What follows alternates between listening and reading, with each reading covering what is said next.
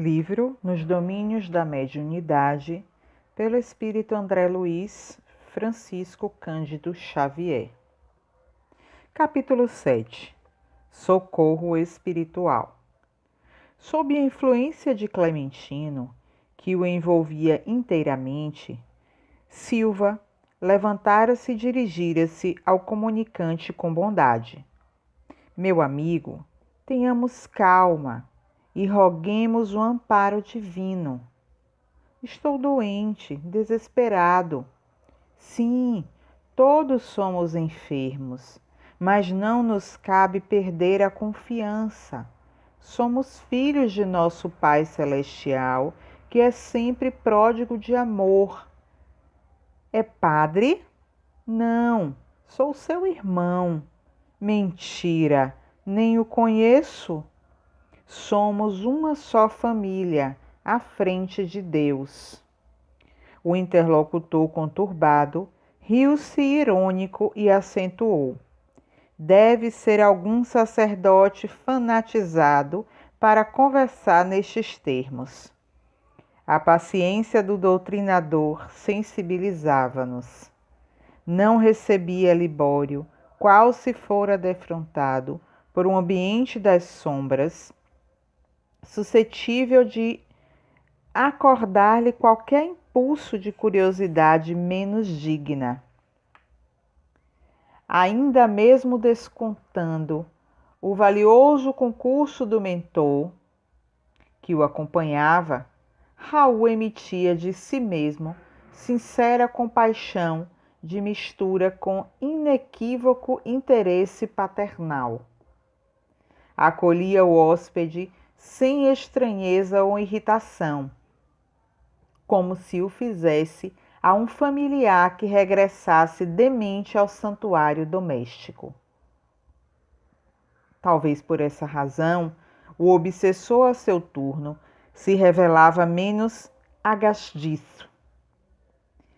Tão logo passou a entender-se, de algum modo, com o dirigente da casa, observamos que Eugênia se revigorava no esforço assistencial que lhe competia.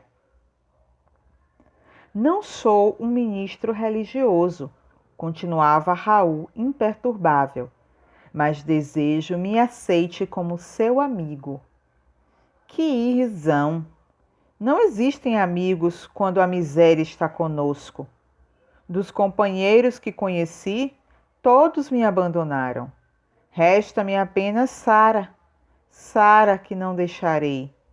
Fixou a expressão de quem se detinha na lembrança da pessoa a quem se referia e acrescentou com recalcada indignação. Ignoro por que me entravam agora os passos. É inútil. Aliás, não sei a razão pela qual me contenho. Um homem provocado, qual me vejo, de certo deveria esbofeteá-los a todos. Afinal, que fazem aqui estes cavalheiros silenciosos e estas mulheres mudas? Que pretendem de mim? Estamos em prece por sua paz, falou Silva, com inflexão de bondade e carinho. Grande novidade! Que há de comum entre nós? Devo-lhes algo? Pelo contrário, exclamou o interlocutor convicto. Nós somos quem lhe deve atenção e assistência. Estamos numa instituição de serviço fraterno e é fora de dúvida que num hospital a ninguém será lícito inquirir da luta particular daqueles que lhe batem à porta, porque antes de tudo é dever da medicina e da enfermagem a prestação de socorro às feridas que sangram.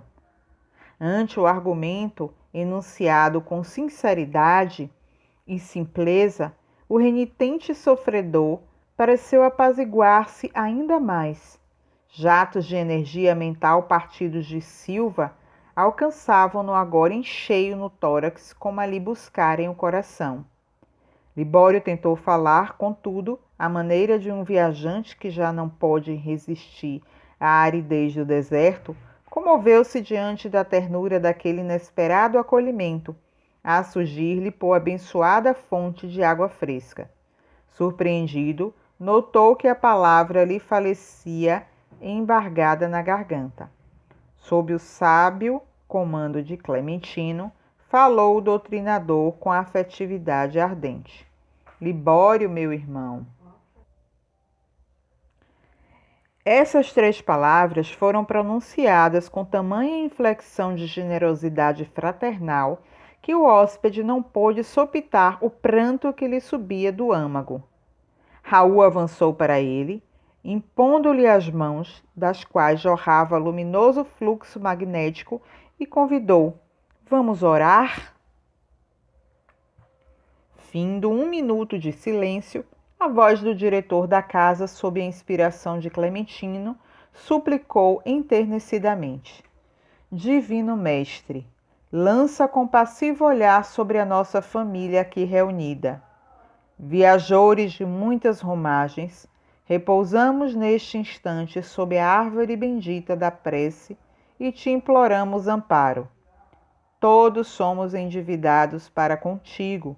Todos nós achamos empenhados à tua bondade infinita, à maneira de servos insolventes para com o Senhor.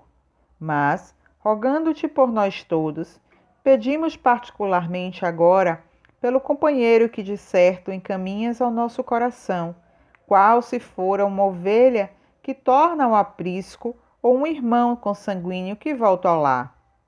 Mestre, dá-nos a alegria de recebê-lo de braços abertos. Sela-nos os lábios, para que lhe não perguntemos de onde vem, e descerra-nos a alma para a ventura de tê-lo conosco em paz. Inspira-nos a palavra, a fim de que a imprudência não se imíscua em nossa língua, aprofundando as chagas interiores do irmão, e ajuda-nos a sustentar o respeito que lhe devemos. Senhor, estamos certos de que o acaso não te preside as determinações. Teu amor, que nos reserva invariavelmente o melhor, cada dia, aproxima-nos uns dos outros para o trabalho justo. Nossas almas são fios da vida em tuas mãos. Ajusta-os para que obtenhamos do alto o favor de servir contigo. Nosso Libório é mais um irmão que chega de longe, de recuados horizontes do passado. Ó Senhor, auxilia-nos para que ele não nos encontre proferindo o teu nome em vão. O visitante chorava. Via-se, porém, com clareza que não eram as palavras a força que o convencia, mas sim o sentimento irradiante com que eram estruturadas. Raul Silva, sob a destra radiosa de Clementino, afigurava-se-nos aureolado de intensa luz. Ó Deus, que se passa comigo? Conseguiu gritar Libório em lágrimas. O irmão Clementino fez breve sinal a um dos assessores de nosso plano, que apressadamente acorreu, trazendo interessante peça que me pareceu uma tela de gaze tenuíssima, com dispositivos especiais, medindo por inteiro 1 metro quadrado aproximadamente. O mentor espiritual da reunião manobrou pequena chave num dos ângulos do aparelho e o tecido suave se cobriu de leve massa fluídica, branquicenta e vibrátil. Em seguida, postou-se novamente ao pé de Silva, que, controlado por ele, disse ao comunicante: Lembre-se, meu amigo, lembre-se, faça um apelo à memória. Veja à frente os quadros que se desenrolarão aos nossos olhos. De imediato, como se tivesse a atenção compulsoriamente atraída para a tela, o visitante fixou-a e desde esse momento vimos com assombro que o retângulo sensibilizado exibia variadas cenas de que o próprio Libório era o principal protagonista. Recebendo-as mentalmente, Raul Silva passou a descrevê-las. Observe, meu amigo, é noite. Observe-se um burburinho de algazarra à distância. Sua mãe, velhinha, chama-o. à cabeceira e pede-lhe assistência. Está exausta. Você é o filho que lhe resta. Derradeira esperança de flagelada vida. Único arrimo. A pobre sente-se morrer. A dispneia martiriza. É o distúrbio cardíaco, pressagiando o fim do corpo. Tem medo. Declara-se receosa da solidão, de vez que é sábado carnavalesco e os vizinhos se ausentaram na direção dos centros festivos. Parece uma criança atemorizada. Contempla-o, ansiosa, e roga-lhe que fique. Você responde que sairá tão somente por alguns minutos, o bastante para trazer-lhe a medicação necessária. Em seguida, avança rápido para uma gaveta situada em aposento próximo e apropria-se do único dinheiro de que a enferma dispõe, algumas centenas de cruzeiros, com que você julga habilitado a desfrutar as falsas alegrias do seu clube. Amigos espirituais de seu lar abeiram-se de você, implorando socorro em favor da doente, quase moribunda, mas você se mostra impermeável a qualquer pensamento de compaixão. Dirige algumas palavras apressadas à enferma e sai para a rua. Em plena via pública, imanta-se aos indesejáveis companheiros desencarnados com os quais se afina. Entidades turbulentas hipnotizadas pelo vício, com as quais você se arrasta ao prazer. Por 3 dias e 4 noites consecutivos, entrega-se à loucura com esquecimento de todas as obrigações.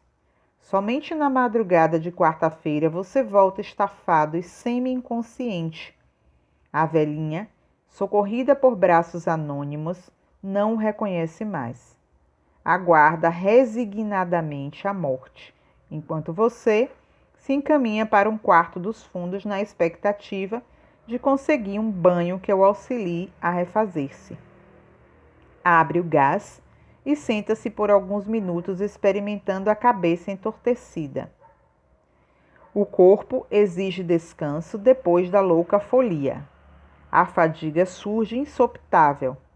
Desapercebe-se de si mesmo e dorme semi-embriagado, perdendo a existência porque as emanações tóxicas lhe cadaverizam o corpo. Na manhã clara de sol, um rabecão leva-o ao necrotério como simples suicida. Nessa altura, o interlocutor, como se voltasse de um pesadelo, bradou desesperado. Oh, essa é a verdade? A verdade? Onde está minha casa? Sara, Sara, quero minha mãe, minha mãe. Acalme-se, recomendou Raul compadecido. Nunca nos faltará o socorro divino.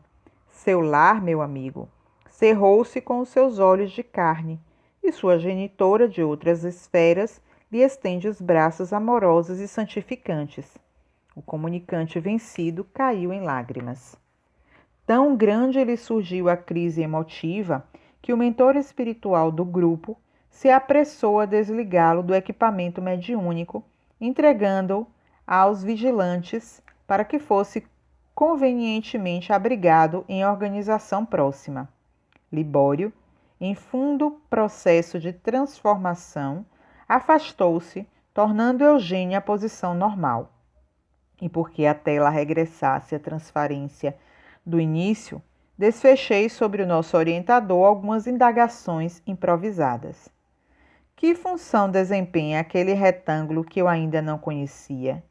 Que cenas eram aquelas que se haviam desdobrado célebres sob a nossa admiração? Aquele aparelho, informou Aulo Gentil, é um condensador ectoplásmico.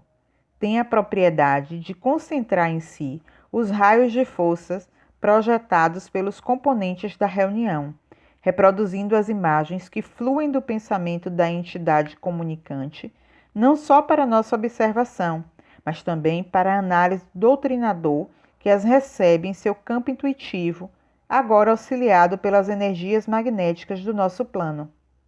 Evidentemente, a engrenagem de semelhante mecanismo deve ser maravilhosa, exclamou Hilário sob forte impressão. Nada de espanto, alegou o orientador. O hóspede espiritual apenas contempla os reflexos da mente de si mesmo, à maneira de pessoa que se examina através de um espelho. Mas, se estamos à frente de um condensador de forças, considerei, precisamos concluir que o êxito do trabalho depende da colaboração de todos os componentes do grupo. Exato, confirmou o assistente. As energias ectoplásmicas são fornecidas pelo conjunto dos companheiros encarnados em favor de irmãos que ainda se encontram semi-materializados nas faixas vibratórias da experiência física.